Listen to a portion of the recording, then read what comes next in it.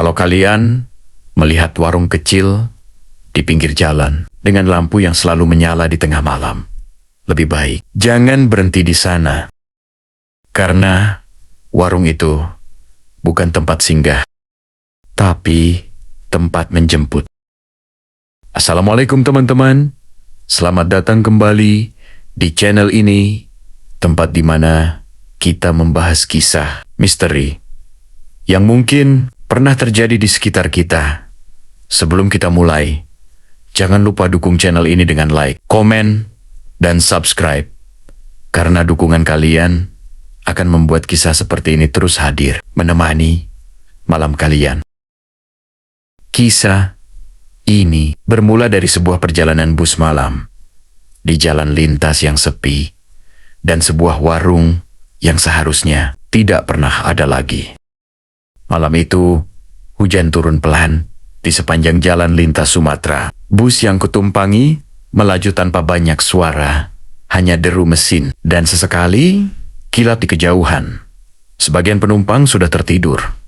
Sebagian lagi hanya diam, menatap keluar jendela yang gelap.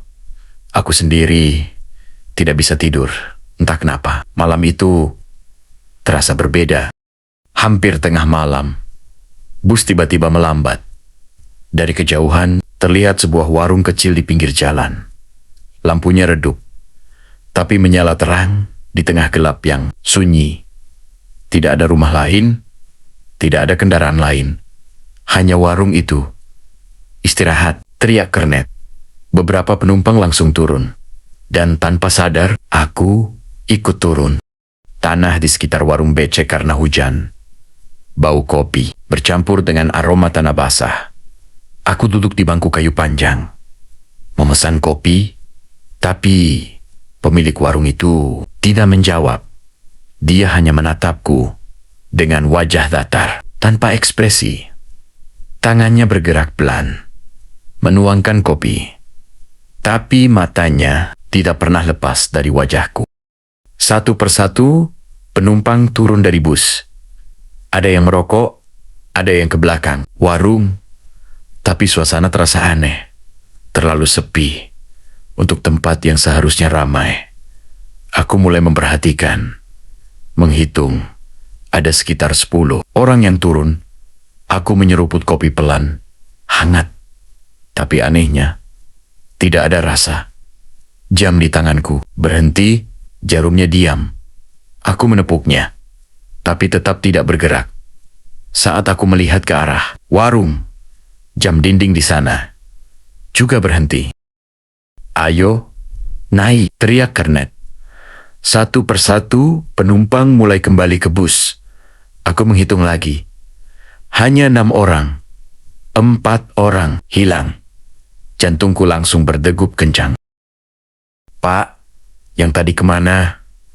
Tanyaku. Pemilik warung tersenyum tipis. Yang sudah dipanggil, biasanya tidak kembali. Lampu warung berkedip. Dari belakang warung, terdengar suara langkah kaki. Pelan, tapi banyak. Dari gelap, mereka muncul. 1, 2, lalu banyak. Wajah pucat, mata kosong. Itu penumpang yang tadi hilang, tapi mereka bukan lagi manusia. Aku langsung lari ke bus. Nafasku terengah-engah. Saat masuk, semua kursi sudah penuh. Padahal tadi kosong. Aku duduk perlahan. Di sampingku, seseorang duduk. Saat kulihat, itu salah satu yang tadi hilang. Tangannya dingin dan perlahan menyentuh lenganku. Kamu ikut kami. Bus mulai berjalan lagi, tapi jalan di luar terasa sama, seperti berputar. Dan di kejauhan, warung itu muncul lagi. Bus itu terus berjalan, tapi tidak ada satupun dari kami yang berbicara. Suasana di dalam bus berubah, dingin, sunyi, seperti bukan lagi di dunia yang sama. Aku mencoba melihat keluar jendela, tapi yang kulihat hanya gelap. Bukan jalan, bukan pohon, hanya kosong. Pak, ini kita di mana? Tanyaku pelan ke sopir. Sopir itu tidak menjawab. Dia hanya menatap lurus ke depan. Tapi di kaca spion, aku melihat matanya. Mata itu bukan mata manusia. Aku menoleh ke samping. Penumpang di sebelahku perlahan menunduk. Lalu wajahnya berubah. Kulitnya pucat, matanya kosong, dan bibirnya bergerak pelan. Kamu seharusnya tidak turun tadi. Tiba-tiba, suara itu terdengar lagi. Suara pemilik warung. Tapi dia tidak ada di sana. Suaranya seperti dari dalam kepalaku. Warung itu bukan tempat istirahat. Itu tempat mereka dijemput. Nafasku mulai tidak beraturan. Bus itu melambat lagi. Dan di kejauhan, aku melihat sesuatu yang sangat familiar. Warung itu lagi. Lampunya tetap menyala, seolah menunggu aku. Langsung berdiri. Saya tidak mau turun lagi, teriakku. Tapi semua penumpang menoleh ke arahku bersamaan. Dan mereka tersenyum. Sekarang giliranmu. Pintu bus terbuka dengan sendirinya. Kaki-kakiku bergerak sendiri. Pelan turun menuju warung itu. Hujan masih turun. Tapi tubuhku tidak merasakan apa-apa. Saat aku sampai di depan warung, aku melihat ke dalam. Dan di sana ada seseorang yang duduk. Dia adalah aku. Duduk diam, menatap keluar, menunggu. Dan saat itu aku sadar, perjalanan itu tidak pernah benar-benar selesai. Setiap malam, bus itu akan berhenti lagi, dan warung itu akan terus menjemput. Kaki-kakiku terus melangkah, meskipun aku sudah berusaha menahan. Setiap langkah terasa berat, seperti ada yang menarikku. Dari dalam, hujan turun semakin deras, tapi suara di sekitarku justru hilang. Sunyi, sangat sunyi. Aku berhenti tepat di depan warung itu. Lampunya berkedip pelan, seolah menyambutku. Dari dalam, pemilik warung itu kembali terlihat. Dia tersenyum. Akhirnya, kamu datang juga. Aku mundur satu langkah. Saya mau kembali ke bus. Dia menggeleng pelan. Tidak ada yang kembali. Yang sudah turun. Berarti sudah dipilih. Tiba-tiba, dari belakangku, terdengar suara langkah kaki. Aku menoleh. Perlahan, semua penumpang yang hilang sudah berdiri di belakangku, mengelilingiku. Wajah mereka kosong, tapi mata mereka menatapku tajam. Salah satu dari mereka mendekat. Dia adalah penumpang yang tadi duduk di sebelahku. Dia menggangkat tangannya, lalu menunjuk ke arah warung. Masuk. Suaranya pelan, tapi terasa seperti memaksa. Tidak, saya tidak mau. Aku berteriak sekuat tenaga. Untuk pertama kalinya, aku mencoba melawan. Aku membaca doa sekuat-kuatnya. Nafasku terengah. Tubuhku gemetar. Tiba-tiba, angin kencang datang. Lampu warung berkedip cepat. Sosok-sosok itu mulai mundur, seperti tidak suka dengan apa yang kulakukan. Tapi, pemilik warung itu tetap berdiri. Dia menatapku tajam. Kamu bisa menolak, tapi perjalananmu sudah dipilih. Tiba-tiba, tanganku ditarik keras. Bukan oleh mereka, tapi oleh seseorang dari dalam warung. Aku terjatuh ke dalam. Dan saat aku mencoba bangkit, aku melihat ke arah kaca, dan yang kulihat bukan lagi diriku, tapi salah satu dari mereka. Aku terjatuh di lantai warung itu. Nafasku terengah, tubuhku lemas, seperti kehilangan tenaga. Suasana di dalam gelap. Hanya ada satu lampu yang menggantung dan bergoyang pelan. Kamu sudah sampai. Suara itu kembali terdengar, tepat di belakangku. Aku mencoba bangkit, dan saat aku melihat ke sekeliling, bangku-bangku kayu itu ternyata tidak kosong. Di sana, duduk sosok-sosok lain Diam, menunduk, seperti menunggu sesuatu. Aku mendekati salah satu dari mereka. Perlahan, dia mengangkat kepalanya. Dan jantungku langsung berhenti sejenak. Wajahnya sama seperti diriku, tapi lebih pucat dan matanya kosong. Setiap yang datang ke sini, suara pemilik warung kembali terdengar, akan meninggalkan dirinya yang lama dan menjadi bagian dari penjemput berikutnya. Aku mundur. Tidak percaya. Tidak, ini bukan aku. Tapi tubuhku perlahan terasa dingin. Tanganku mulai pucat. Nafasku semakin pelan. Dan suara di luar mulai terdengar lagi.